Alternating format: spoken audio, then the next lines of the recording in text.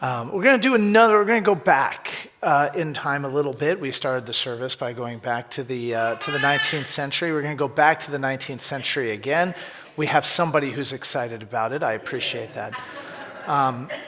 The celebrated 19th century poet and activist, Emma Lazarus, didn't grow up planning to define the conscience of American Jewish life for the next century.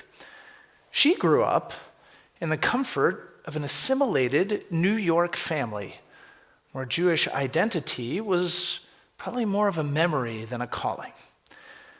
But in the early 1880s, as waves of Jewish refugees fleeing pogroms in Eastern Europe began to arrive in her hometown of New York City, a friend urged her to visit Ward's Island, home to many of these newly arrived families.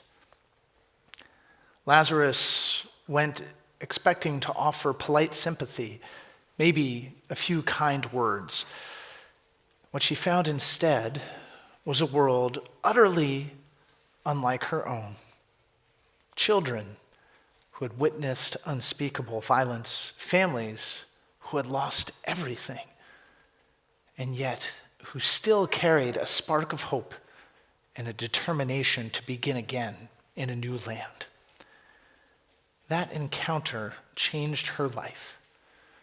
Moved by what she saw, Lazarus became a tireless advocate for immigrants, working with the recently founded Hebrew Immigrant Aid Society and penning the new Colossus, which was placed on the pedestal of the Statue of Liberty 20 years after it was originally written in 1883, and which sort of cast a light onto the future of American Judaism by identifying a pillar of the American Jewish community for the next 100 years to come.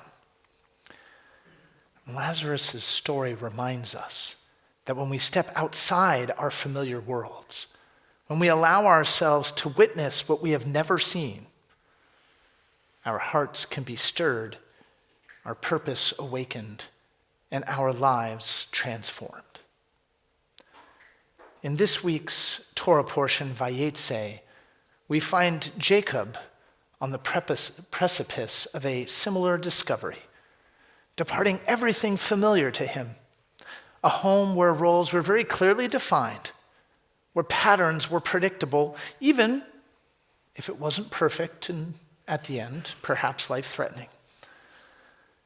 And he steps into uncertainty absolutely alone, with only his dreams to guide him.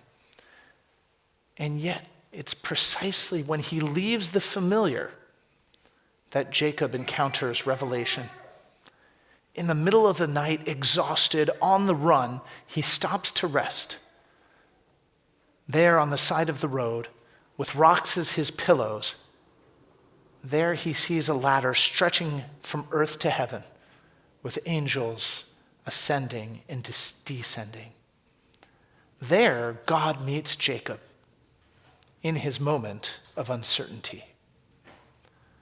Following his vision, Jacob ventures to his grandfather's hometown of Haran, where he immediately connects with the familiar as he discovers Rachel and her father Lavan, who is his mother's brother. And as he discovers, the familiar can be reassuring, but it can also prove profoundly disappointing. For though he finds love and family under Lavan's care, he also discovers treachery. You see, just like a younger Jacob, Lavan lies and Lavan deceives, forcing Jacob to spend nearly 20 years working for the wife Lavan swaps out at the last moment, as well as the wages that Lavan tries to cheat Jacob out of. In fact, it's only once Jacob has been fully transformed, when he becomes Israel, that he is fully prepared to return home and take up his birthright. But as with most things we find, in Jacob's tale, Israel's tale, is our tale too. Like our patriarch, we are meant to seek that which stretches us. Whether we're departing for college, or a new home, or a new job, or a new relationship, or even the same old routine.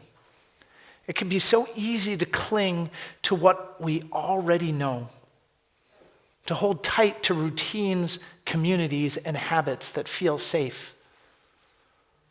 But as Jacob discovered, familiarity dulls the imagination. It constrains curiosity, and it can lead us to stagnation and even disappointment.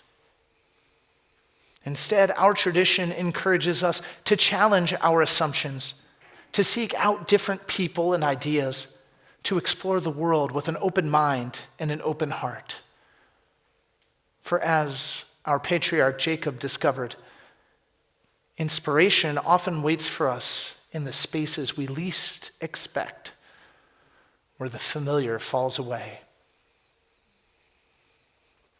Like Jacob and like Emma Lazarus 3,000 years later, we are called to witness, to see the world as it is, not only as we think it is.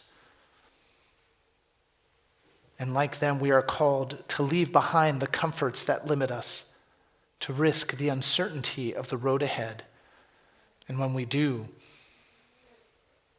we discover possibility, purpose, and the presence of God in places we never imagined.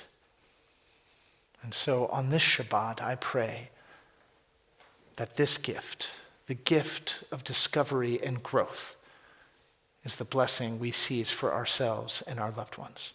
Shabbat Shalom.